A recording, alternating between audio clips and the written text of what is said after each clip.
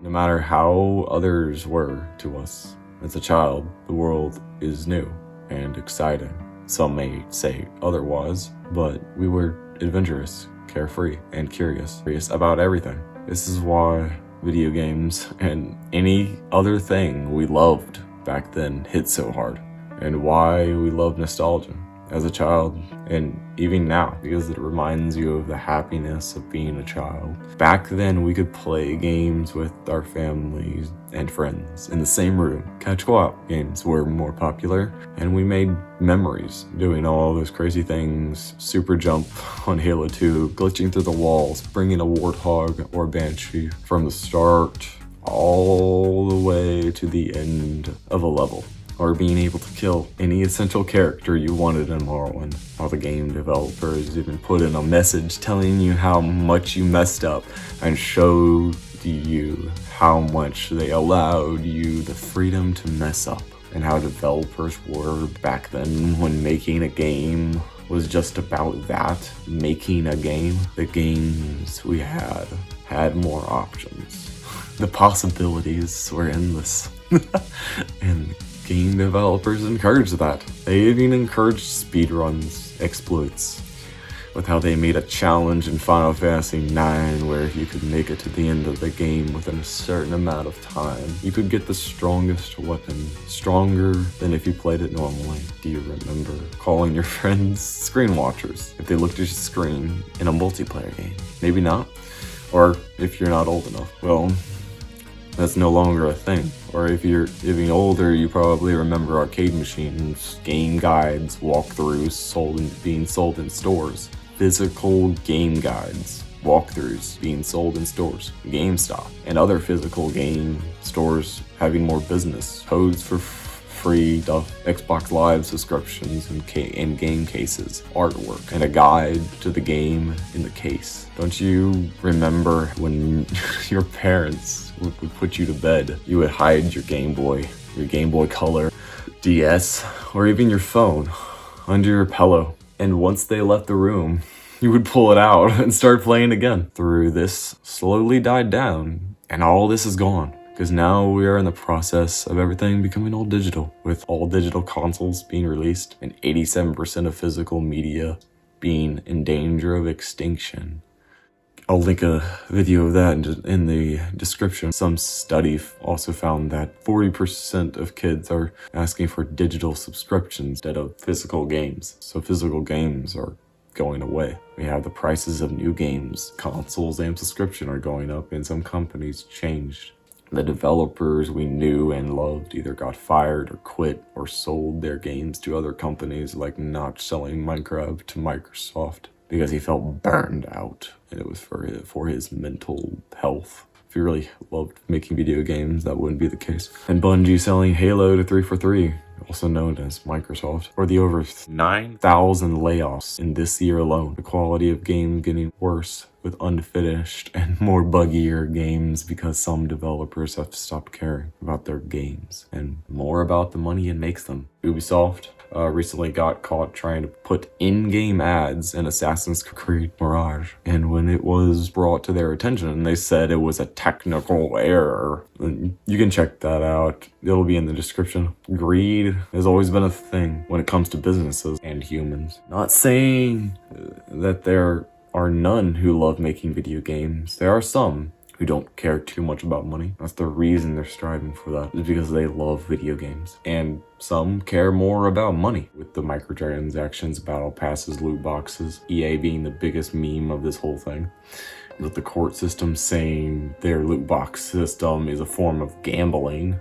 You remember the first game you ever played? Did you ever need inspiration to do that? Or did you ever get a burnout because you played too much? Come up with ideas about life and how we should be making money instead of doing what we love. Our curious nature gets destroyed when we go to school and start to hate learning, because then they make it like you're in a prison. We are also almost forced into school by our own parents because they also happen to live in this society, and they make you learn instead of actually being interested in that subject and deciding to learn it. Like, what they don't understand about life is that learning is human nature. We will learn, and we will learn even more if while we are learning that specific thing, we have a joyful experience doing so. Babies, when they first come out of their mother's womb and they take their first look at the new world after they finish crying, of course,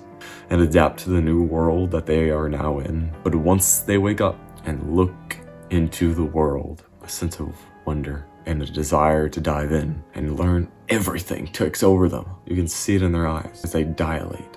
They want to learn everything, and some children even do. Some children learn to say words, crawl, walk, and read as early as the age of 2. We are like, and if you observe nature, you'll see this. In nature, every plant and tree just grow. They grow in the most efficient way that nature deems possible. That tree that you see outside, it grows to be its own possibility. We also want to grow and sprout up. We all want to touch the sky. And then when we get there, we want to go even further beyond after that. Do you remember running outside or learning to ride a bike for the first time? And every time you fell on the ground, hit the concrete, and your knees were bleeding, you didn't feel much. You just got up, got right back on that bike, and until you learned, you would keep going. Not learning to ride a bike. This applies to anything. As a child, we all have had this curious nature to ask every question, peek around every corner,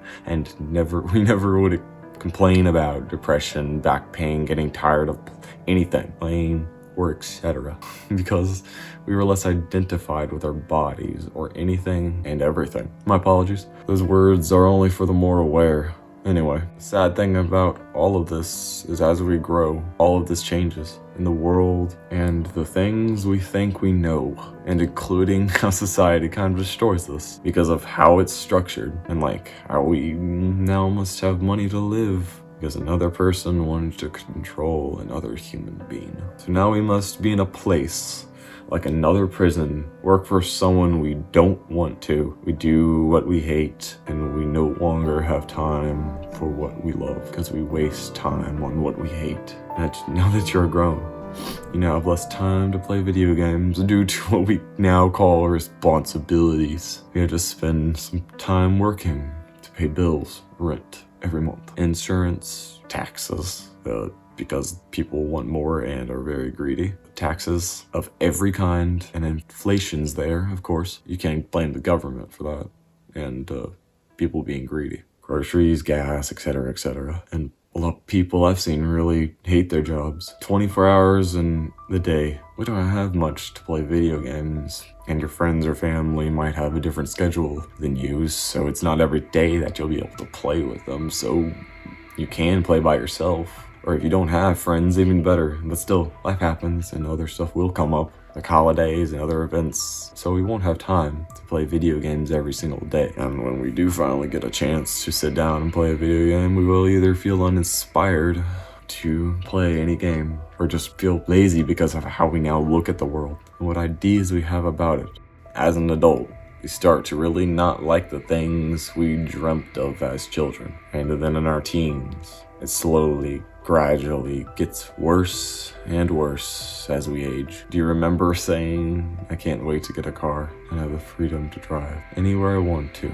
I can't wait to have the money and finally be able to move out of my parents' house, buy anything I want, be able to afford all the games I want to because I'll be an adult. If yes, then can you answer one question? Where did all that wonder go? And is there any possible way that we can ever get that back? Can we play video games like we did when we were a child? Games used to be fun as a kid, but now it's not. And this is all why it's not. It's simply not because we just grew up. That's not made it feel so much worse. It's how we look at the world now and how we view video games as a whole. For example, some see gaming as a childish hobby. Isn't it probably one of the most pleasant things in your life right now? Because it reminds you of the happiness of being a child. Also, that's just how gaming has been viewed for years, but that's only how they look at it. So I'm here to tell you that can be different. There has been even court cases back then until 1971 and up to 2012 saying that playing video games encouraged violent, physical violence. Have you seen the graphics back then? How could that encourage physical violence or make serial killers? Some also look at it as a waste of time. Did you ever feel that way as a child? Has anyone ever felt that way playing video games as a kid? Or even playing outside? Or playing hide and seek? Or in the rain? Or any other activity? Playing is not childish just because when you were a child, you did it more profoundly as a child. We only get one life. Being an adult does not mean life should or has to be suffering. If we as a whole were joyful inside, just like we were when we were children, video games and the world around us would look like that too. So no, gaming is not dying. That's just how some people see it.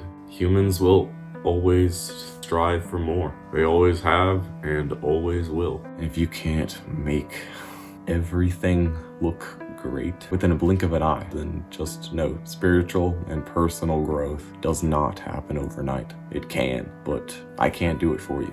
You have to do it inside of yourself. But one thing I can do is try to light the path for you. Here's a quote I saw while making tea the other day. "It is the light in the lantern which shows you the way, not the lantern." End quote. For this has been the Mindful Giant, and I too am a gamer just like you, who loves video games and art with a burning and unquenchable passion. And I am too going to pour my heart and soul into games for every human to see. I have a dream and a goal with a like if you love video games, and can't wait to see what we as humans come up with next. Whatever you do though, keep playing video games. Have a nice day, and if you consider yourself creative, continue to make beautiful things.